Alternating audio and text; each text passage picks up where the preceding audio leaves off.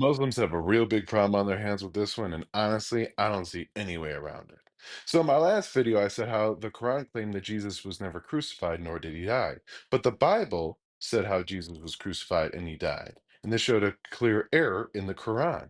But I had many Muslims tell me that just because my book says that their book is wrong doesn't mean there's a contradiction or an error. But unfortunately, when it comes to Islam, that is exactly what that means. Let me explain. The Quran over and over again claims to defend the inspiration, the preservation, and the authority of the Torah and the Gospel, which are the Jewish and Christian scriptures. But what's written in the Torah and the Gospel contradict what was written in the Quran. So if the Torah and the Gospel are right about what they say, then Islam is false. If the Torah and Gospel are wrong, Islam is false. This is what is known as the Islamic Dilemma. Because whether the Quran's claims on the Torah and the Gospel are right or wrong, Islam is false. Let me show you what I mean. The inspiration of the Jewish and Christian scriptures can be seen in passages like chapter 6, verse 114, the Quran, where it says, "We gave the scripture, the Torah, and the gospel. Know that is revealed from your Lord in truth. So be not you of those who doubt."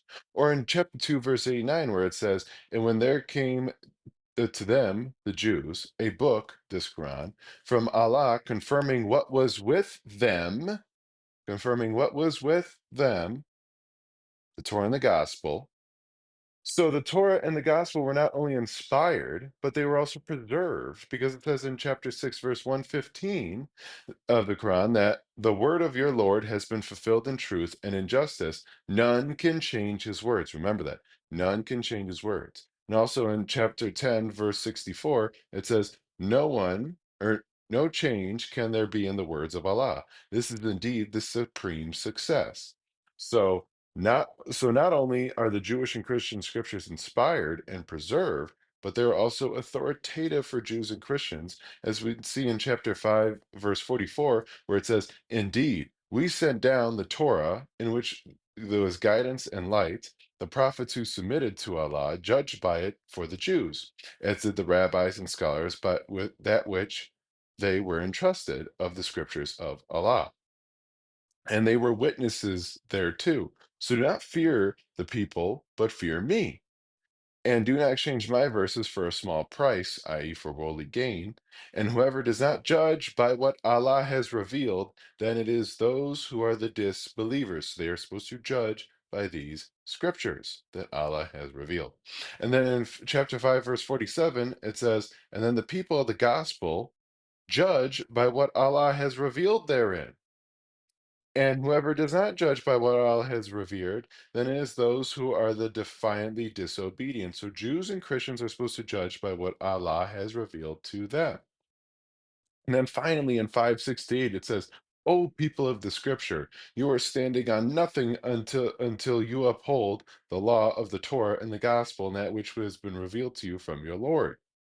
So over and over again, the Quran is confirming the inspiration, the preservation, and the authority of the Jewish and Christian scriptures. But the same scriptures contradict what is written in the Quran, as we saw in my last video, where the Quran denies the crucifixion and death of Jesus. So, yes, this is the major error in the Quran, and clearly, whoever wrote the Quran had no idea what was written in the scriptures it was confirming. But Muslims will say to me that the Bible's been corrupted, and that's why the Quran came to correct the mistakes. But the Quran never claims any of that. And I've shown that the Quran says that no one can change Allah's words. So if the scriptures have been corrupted, then Allah is extremely incompetent.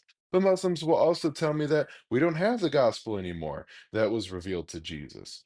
My question would be then, why in the world would Allah tell Christians to judge by something we don't have? And clearly, they at least had it in the 7th century, because in chapter 2, verse 89, it says the Quran was confirming what was with them. So if they didn't have it then, what in the world was the Quran affirming? I have also heard some Muslims say, we clearly don't have the gospel because Jesus spoke in Aramaic and the earliest gospel is in Greek.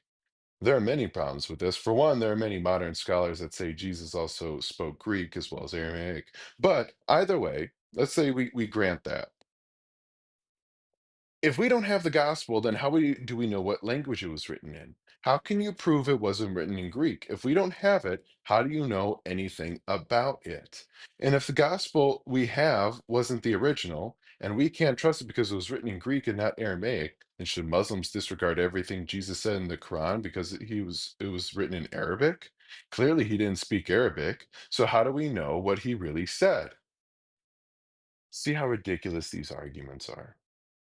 So, based on what the Quran claims about the Jewish and Christian scriptures, we clearly have them and need to judge by them. And if we don't, and if they are corrupted, and we don't have them, then Allah is incredibly unclear and a terrible communicator and extremely incompetent. So, yes, me claiming my book disproves your book is a valid argument when you actually know what the Quran says.